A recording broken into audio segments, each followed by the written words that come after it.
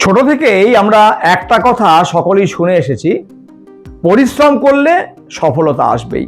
কিন্তু এখানে একটা প্রশ্ন থেকেই যায়, সবাই কি পরিশ্রম করে সফল হয়? তাহলে কেন কেউ অনেক কাজ করেও গরিব থাকে আর কেউ অল্প পরিশ্রম করেই আয়েশের জীবন কাটায়? আজ থেকে প্রায় 200 বছর আগে এই প্রশ্নের বিজ্ঞানসম্মত উত্তর খুঁজেছিলেন কার্ল মার্কস। আর তার সেই খোঁজ পৃথিবীর চিন্তাভাবনাকেই বদলে দিয়েছিল। আজ 5ই মে কার্ল মার্কসের জন্মদিন। 1818 খ্রিস্টাব্দের আজকের দিনে কার্ল হেনরিক মার্কস তৎকালীন প্রুশিয়া রাজ্যের অন্তর্গত ট্রিয়ার অঞ্চলে জন্মগ্রহণ করেন এক ইহুদি পরিবারে। পৃথিবীর সর্বকালের সর্বশ্রেষ্ঠ এবং দুনিয়া বদলে দেওয়ার মতো প্রভাবশালী এই দার্শনিক, তার 5টি ধারণা আমরা আজ খুব সহজভাবে তুলে ধরব, যেগুলো আজও আমাদের সমাজকে প্রভাবিত করে চলেছে। মার্কসের সবচেয়ে গুরুত্বপূর্ণ এবং প্রথম ধারণা, শ্রমই সব মূল্য তৈরি করে। সহজভাবে বললে, ধরুন একটা চেয়ার তৈরি হলো। এই চেয়ারটা তৈরি করলো কে? একজন কাঠের মিস্ত্রি, যিনি একজন শ্রমিক। সে কাঠ কাটলো, ডিজাইন করলো, তৈরি করলো। তাহলে ভ্যালু কোথা থেকে এলো? শ্রম থেকে। মার্কস বলছেন, কোনো জিনিসের আসল মূল্য আসে মানুষের পরিশ্রম থেকে। তাহলে কি শ্রমিক তার পুরো মূল্য পায়?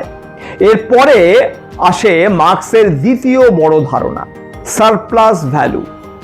সহজ করে বোঝা যাক, এক আসবাবপত্র দোকানের মালিক ধরা যাক 2000 টাকার কাঠ কিনে একজন কাঠের মিস্ত্রিকে দিল একটি খাট বানাতে, এবং এই খাট বানানোর সামগ্রী হিসাবে তার আরো 500 টাকা খরচা হলো, এবং এই কাঠ মিস্ত্রিকে তিনি দিলেন আরো 2000 টাকা। তাহলে সর্বমোট খরচ হলো 4500 টাকা। এবার এই খাটটা তিনি হয়তো বিক্রি করছেন 8000 টাকায়। অর্থাৎ একজন কাঠ মিস্ত্রির হাতের জাদুতে এবং তার শ্রমে একখণ্ড কাঠের মূল্য 3500 টাকা বেড়ে গেল।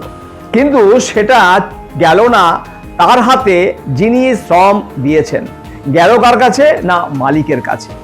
এই অতিরিক্ত অংশটাই হলো সারপ্লাস ভ্যালু। মার্কস কি বলছেন? শ্রমিক তার কাজের পুরো মূল্য পায় না। এই গ্যাপটাই তৈরি করে শোষণের জায়গা। আজকের বাস্তব উদাহরণ, delivery boy, app driver, gig worker, factory worker, এরা সকলেই তারা কাজ করছে, কিন্তু প্রফিট স্ট্রাকচার তাদের হাতে নেই। যারা কাজ করাচ্ছে তাদের হাতেই রয়েছে প্রফিট স্ট্রাকচার। এরপরে আসছি মার্কসের পরবর্তী ধারণা, শ্রেণী বিভাজন। মার্কস সমাজকে 2 ভাগে ভাগ করেছিলেন। প্রথম হচ্ছে বুর্জোয়া, যাদের হাতে রয়েছে উৎপাদনের উপকরণের মালিকানা, আর দ্বিতীয় হচ্ছে প্রলেতারিয়েট, যারা কাজ করে। মূল ধারণা, এই 2 শ্রেণীর স্বার্থ এক নয়। মালিকের একটাই লক্ষ্য, কম খরচে বেশি লাভ, আর শ্রমিক চাইবে বেশি মজুরি এবং ভালো জীবন। আর এখান থেকেই উৎপত্তি হয় ক্লাস স্ট্রাগল, মানে শ্রেণী সংগ্রাম। বাস্তব উদাহরণ, যেমন শ্রমিক ধর্মঘট, বেতন বাড়ানোর দাবি, শ্রমিক আন্দোলন, এগুলো কিন্তু শুধু ঘটনা নয়, এগুলো 2 শ্রেণীর মধ্যেকার দ্বন্দ্ব। চতুর্থ ভাবনায় মার্কস সরাসরি বলেছেন, ক্যাপিটালিজমে এই অসমতা তৈরি হয় কারণ সম্পদ জমা হয় কিছু মানুষের হাতে। তার যুক্তি, ক্যাপিটালিজম এফিসিয়েন্সি বাড়ালেও ইকুয়ালিটি কমায়, অর্থাৎ একটা আনইকুয়াল, অসম সোসাইটির দিকে আমাদেরকে নিয়ে যায়। আজকের বাস্তবতা, বড় বড় company, wealth concentration, income gap, এগুলো কি আমরা আজও দেখতে পাচ্ছি না? এগুলো তো আজও আমাদের সমাজে একইভাবে বিদ্যমান। মার্কসের পঞ্চম যুগান্তকারী ভাবনা ছিল workers of the world unite, মানে সারা দুনিয়ার শ্রমিক বা মজদুর এক হও।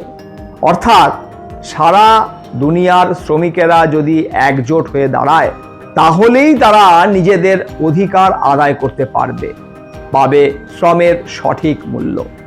কেন এটা গুরুত্বপূর্ণ? কারণ একা একজন শ্রমিক দুর্বল, কিন্তু তারা একজোট হলে অবশ্যই শক্তিশালী।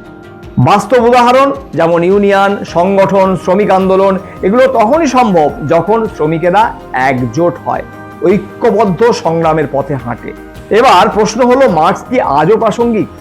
200 বছর আগের ভাবনা কি এখনো একই রকম রেলেভেন্ট?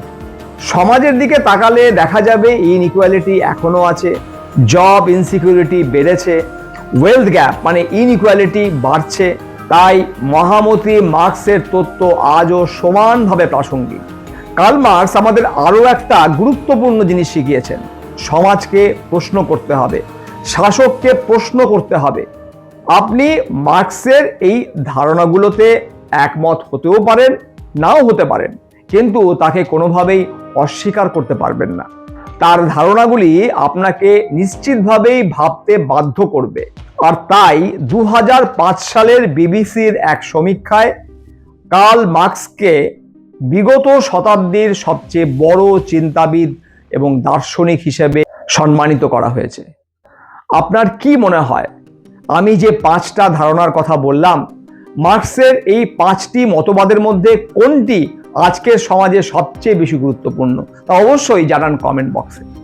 যদি ভিডিও ভালো লেগে থাকে এবং কার্ল মার্ক্সের তত্ত্বগুলি আরও মানুষের কাছে পৌঁছে দিতে চান, তাহলে ভিডিওটি অবশ্যই শেয়ার করতে ভুলবেন না।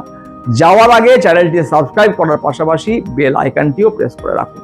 ধন্যবাদ, ভালো থাকবেন, সুস্থ থাকবেন।